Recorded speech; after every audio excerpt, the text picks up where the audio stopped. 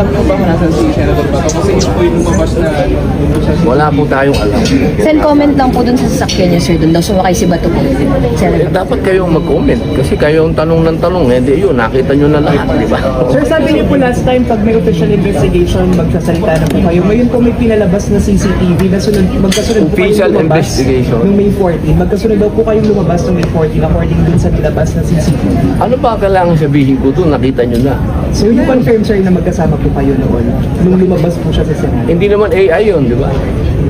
Sir, saan kayo pumunta after? Senator, saan niyo po hinatid si Senator Bato?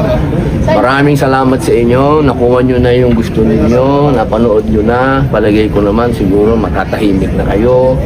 Lahat ng tinatanong nyo, naganap na yung investigasyon. So wala na tayo sigurong dapat pag-usapan pa.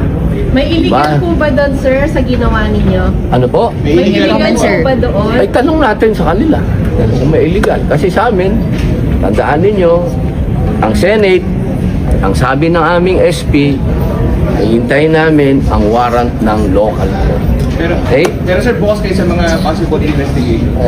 Wala tayong magagawa. Magko-coordinate po kayo, Senator, if ever ipatawag po Maraming kayo. salamat po sa inyo. Nakuha nyo na yung gusto ninyo, naibigay na sa inyo ng gobyerno. Maraming salamat. Salamat. Sige po. Ang galing mo, ang galing. Ang galing.